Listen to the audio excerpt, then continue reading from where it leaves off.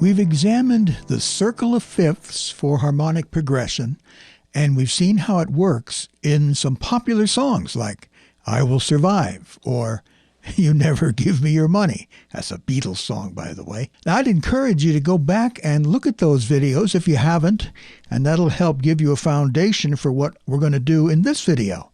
So I'll leave links in the description. Now, I mentioned that songwriters rarely use the entire sequence of chords that you find in the circle of fifths for harmonic progression, but they use parts of it quite frequently. And so what we're going to do in this video is take a look at some of the shorter chord progressions that are taken from this circle of fifths. And as you become familiar with these chord progressions, you'll recognize most of them. You'll begin to recognize them when you hear them in your favorite songs. And when you're trying to learn a new song, you might even become able to predict, well, I think you will, become able to predict the next chord as these progressions are constantly being relied upon by songwriters. So I'll show you the progression, and then I'll play you some examples of these progressions in use. Most likely you're going to recognize some of the songs that I use as examples. Okay, we're going to be looking at some of these shorter chord progressions that are taken from the circle of fifths for harmonic progression. The first one is actually one that we've talked about in previous videos, and that is the 2-5-1 progression. And it can be found in many pieces of music in all styles. You'll find it in classical music, popular music, and especially jazz and standard songs from the Great American Songbook. Here's a very famous example from a piece called Take the A Train. It ends up here. You know, it actually starts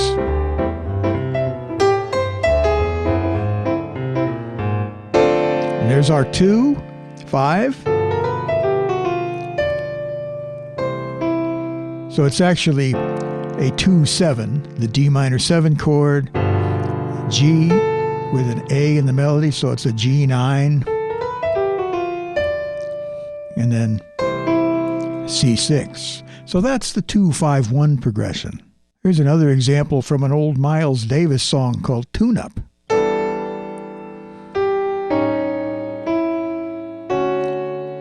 So of course the chords are pretty fancy because it's jazz, E minor 7.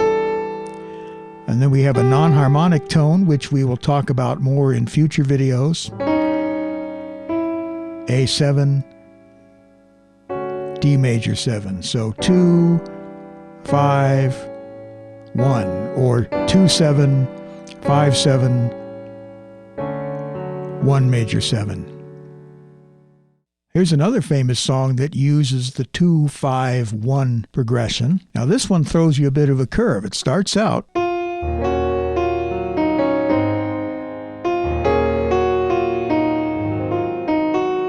if I can play it, it's As Time Goes By. Now we're in the key of D flat. 2, 5, but then back to 2, and then 5. I keep wanting to play that F there instead of the melody. Let's try it again.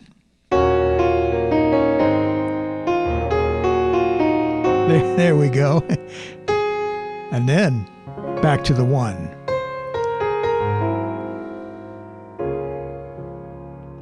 Let's go through that again. 2, 5, 2, 5, 1. So in the key of D flat, we're playing E flat minor. I did it again. A flat 7, E flat minor, A flat 7, and then to 1, which is D flat. Or you can play D flat 6 if you like. Anyway, those are a few examples of the very famous 2-5-1 chord progression.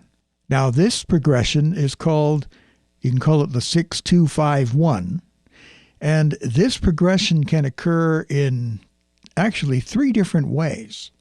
It can be 6, 2, 5, 1, or if we're going to play it in the key of C, we start with 6, which is a minor 6, goes to a minor 2, then to 5, and then to 1. So you can hear that that's taken from the circle of fifths that we've looked at.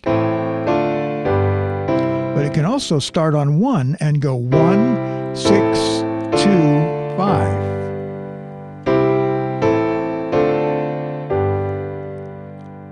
Or it can start on 2.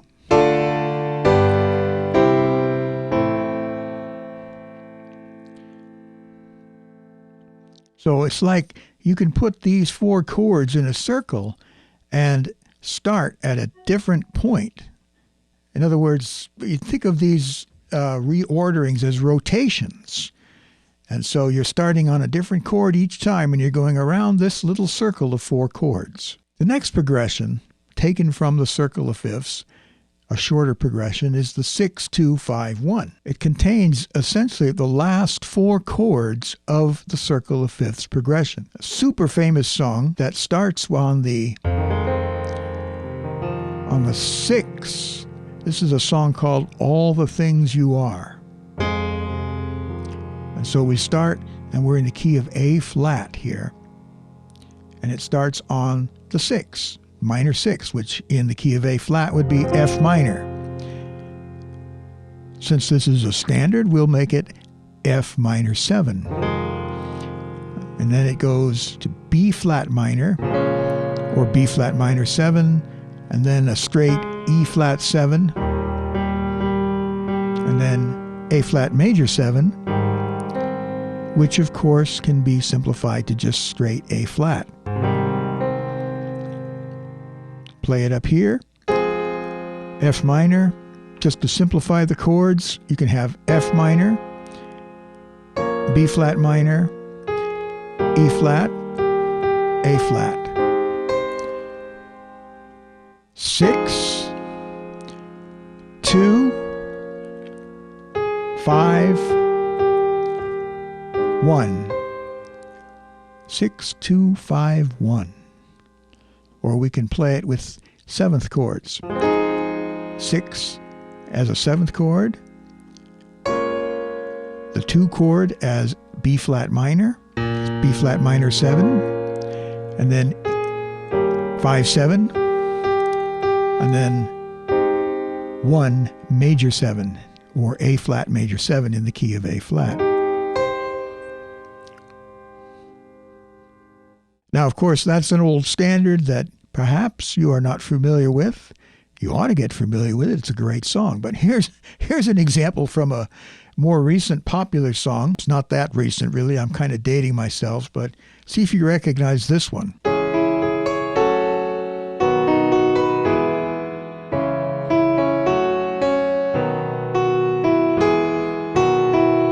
Well, I can't really play it very well, but what I'm trying to play is I'm a Barbie girl.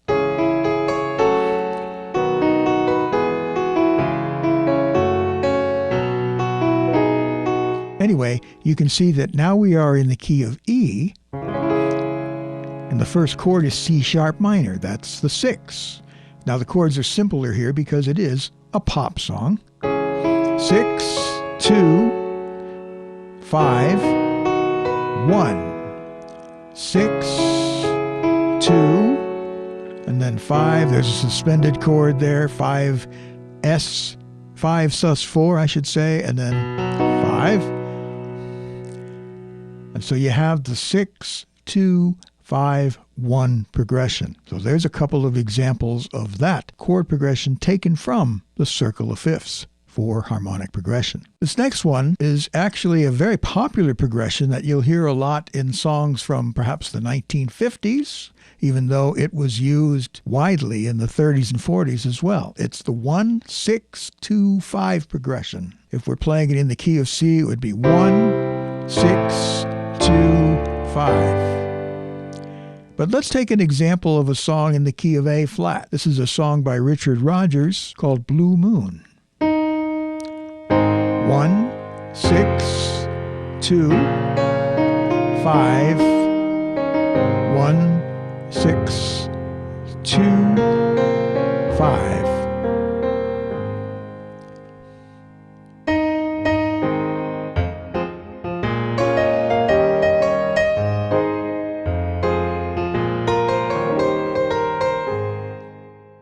Of course, you can always look this up and hear the whole thing. But once again, you have the 1, 6, 2, 5 progression. If you're in the key of A flat, you're playing A flat, that's the 1. F minor, that's the minor 6. B flat minor, that's the minor 2. And then E flat is the 5. And of course, this being a jazz standard, popular song, we're using A flat 6, F minor 7, B flat minor 7, or even B flat minor 9, and then E flat 9, or just plain E flat 7, and A flat 6, and so on. Another old standard that uses this progression is called Beyond the Sea.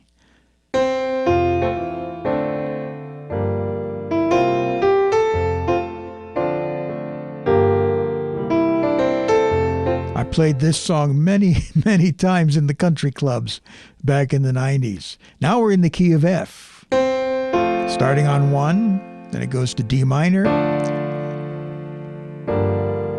G minor is our minor 2 chord.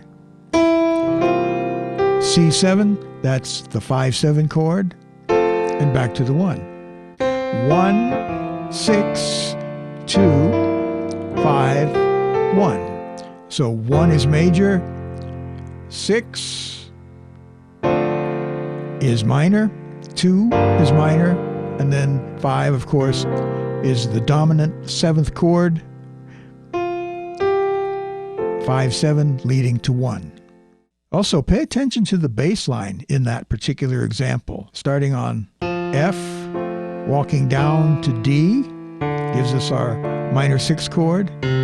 And then jumping down to G, which gives us the minor 2, and then back to C, which gives us the 5-7 chord.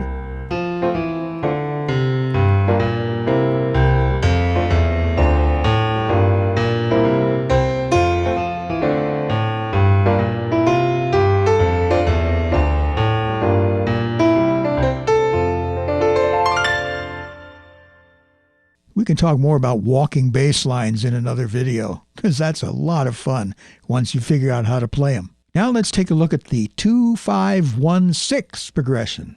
And in this progression, we're often starting out with a minor 2, then it goes to 5, which of course leads us to 1, which then leads us to 6. And so in this example, the 6 chord acts as a link between the 5-1 cadence in the middle of the phrase and then the 2 chord at the beginning of the next phrase. And so this harmonic activity after you arrive on the 1 chord is like a turnaround in jazz. Now, we'll discuss turnarounds more in another video. As you can see, there's a lot of things to learn as we go through these different chord progressions. This is another old standard called Stranger in Paradise, and it's closely associated with the great Tony Bennett. Starting on G minor 7 in the key of F, that's our 2 chord. And then it goes to the 5-7, 1, and then 6-7.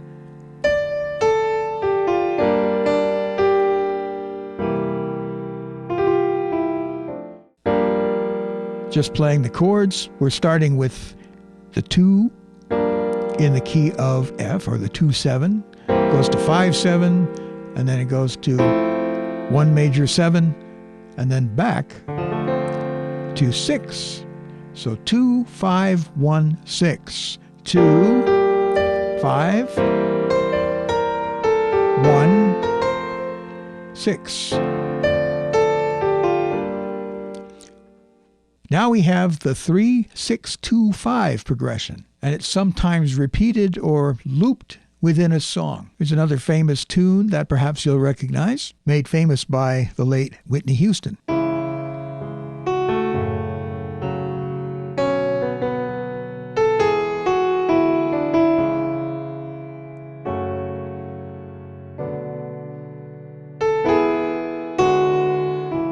you can see that we're now in the key of A, and so the 3, minor 3 chord would be C sharp minor. Starting on 3, 6, 2, 5, 3, 6, 2, 5. So you can see how this chord progression can just play as an endless loop, provided I start on the right chord. C sharp minor, F sharp minor 7, B minor, E, and then it can just loop right back.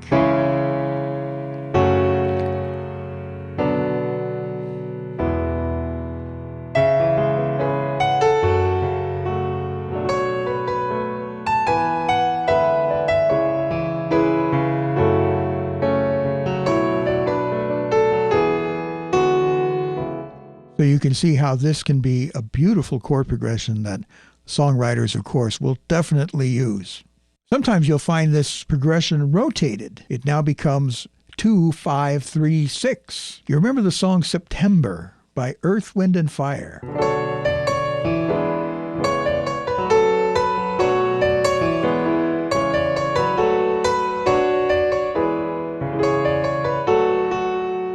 And of course it goes to that chord, but basically in the key of A, once again, we have, here's 2, 5, minor 3, minor 6, 2, 5, 3. You'll need to go look this one up and listen to it, because that progression, of course, is very prominent in the song. It's now 2, 5, 3, 6. Minor 2, 5, minor 3, minor 6. And here's a really famous song, I mean super, super famous song that uses this minor 2, 5, minor 3, 6 progression. Now if I just play the chords, it sounds like this.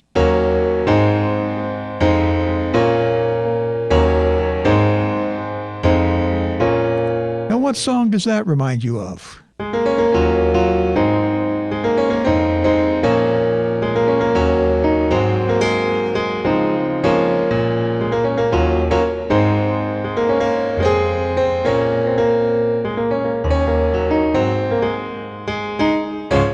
Oh, well, it's never going to give you up. I really don't want to be rickrolling you in this video, but nevertheless, hopefully you can recognize what song uses this very famous 2, 5, 3, 6 progression. All right, that's pretty much all I've got for you as we look at these shorter chord progressions taken from the Circle of Fifths. Thanks for watching, and I hope you have found this helpful. Remember to listen for these chord progressions in your favorite songs and try to identify them when you listen to a song that is new to you. Now next, we're going to look at non-Circle of Fifths progressions, and I think you'll find some of these very interesting as well. I encourage you to check out some of my other videos. There'll be a playlist that you can click on somewhere on the screen here. I can never remember if it's on my left or my right, but anyway, I encourage you to check out some of my other videos, and as we learn more about chord progressions and music theory and everything that will help you to learn songs more quickly and more easily.